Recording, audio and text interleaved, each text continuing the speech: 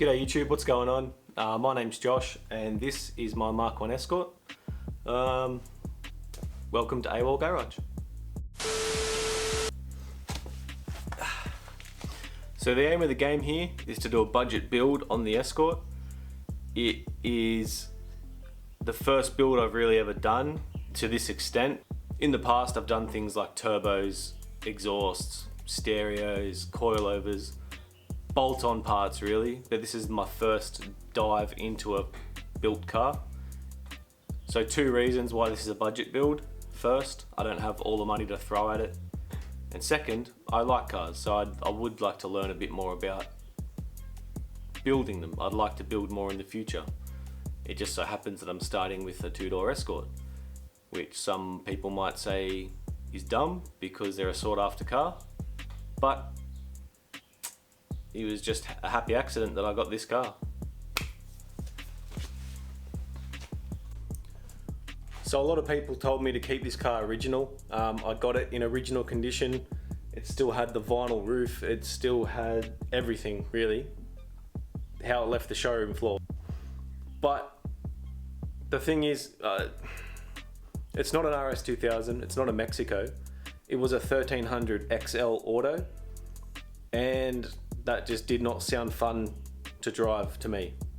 Like, I've grown up with fuel injected, you know, modern reliable cars. I don't want a 1.3 litre auto.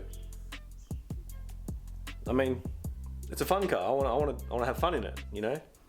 So yeah, I'm sorry if it upsets the purists out there, but this car is not staying original. Sorry. I'd like to take this chance to apologize to absolutely nobody.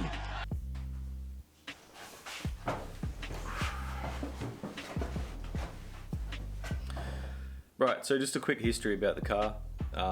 It was a July 1975 model build, built in Sydney, sold at a dealership just down the road from me, so it's a local car. It's been here all its life.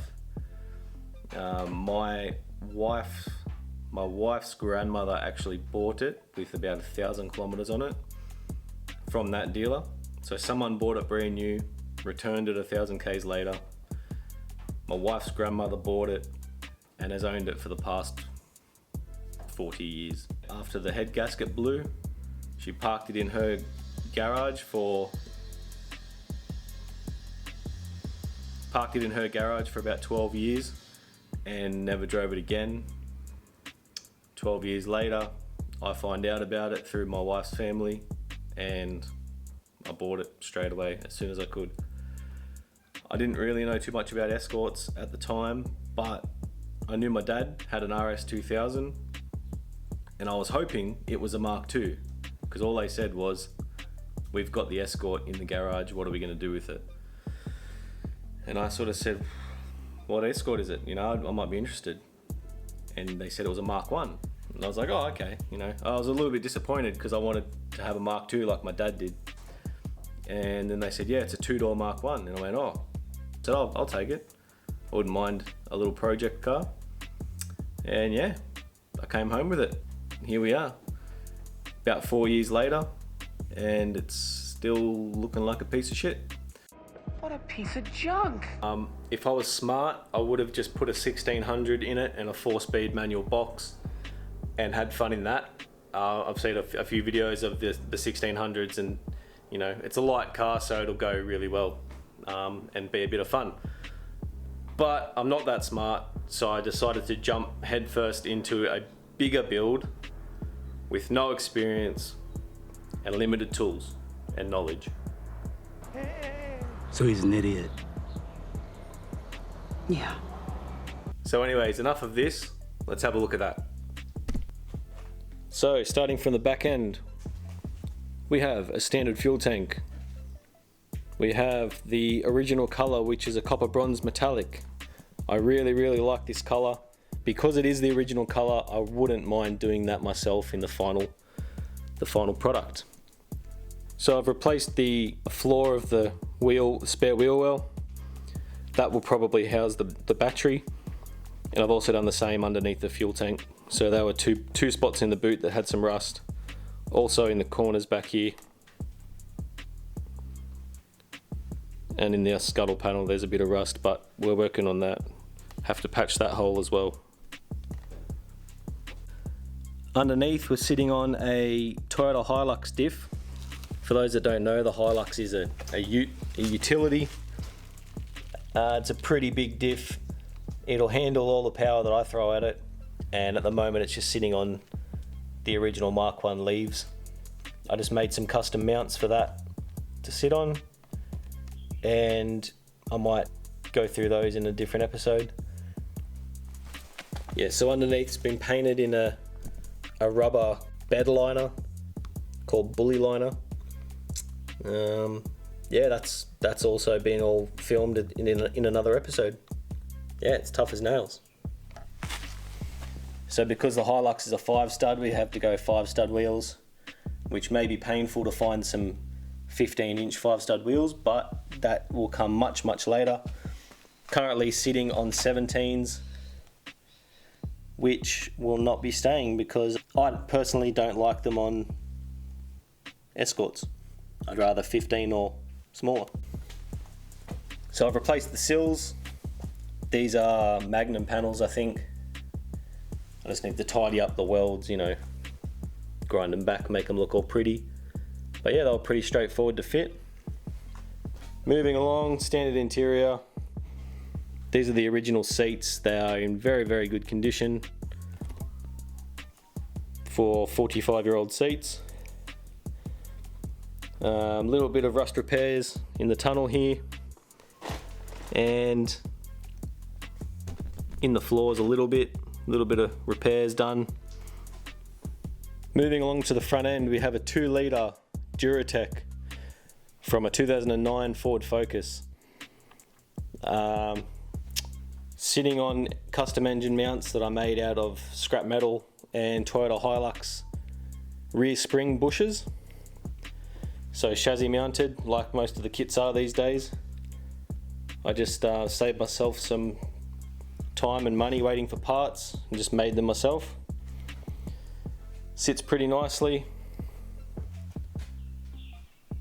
I think I did an okay job. It's something that I can revisit later. I wouldn't mind redoing them at a later stage. I'm not 100% happy with them. Have a Ford Ranger water rail, so obviously going from east-west to north-south, you need to reroute the cooling pipe work, so that's sort of a cheap and easy way. I found that, just got that from eBay America, got it shipped over. Mated to the 2-litre engine is a Mazda RX-8 gearbox. You can see the adapter plate down there.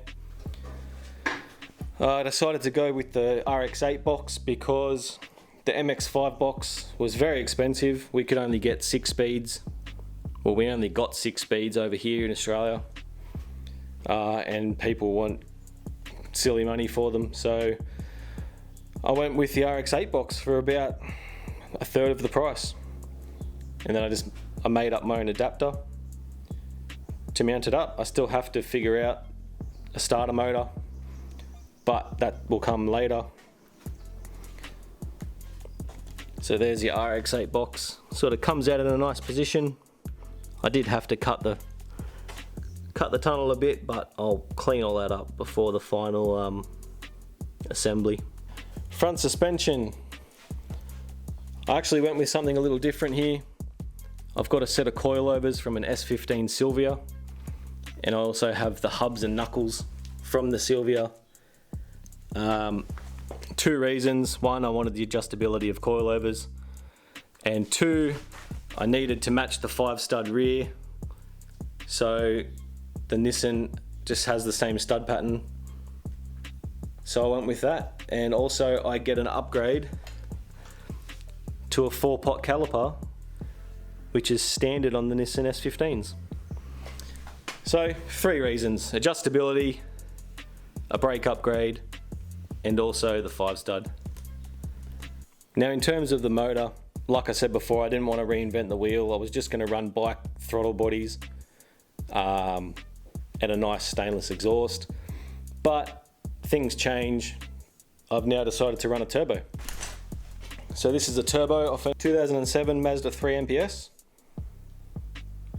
And that's what I'll be running now because I can, and that's what I want to do. So yeah, I'm still going to use the individual throttle bodies. So I'm going to have a turbo with throttle bodies. Hopefully it works out. If it doesn't, then I'll just have to switch to a single. But I think that would be pretty cool. Okay, so there you have it, guys. Turbo Duratec ITBs in a Mk1 Escort. Sounds pretty good to me. I'm pretty keen to rip into it. If it sounds like something you might be interested in following, please subscribe to the channel. Like this video if that's what you're into. Hit the notification bell so you know when I put up my next video. I'm aiming for weekly uploads. It might be once a week, it might be twice a week. So it just depends. So yeah, hit that notification bell so you know when I put up a video and you can follow along. Like I said, if there's something that I skip over and you want to know more about it, just comment down below and we will see you in the next video. Cheers. I don't know why I said we. It's just me in here. I get nervous when I talk to the camera. Anyway, I'll get better. I'll see you guys in the next one.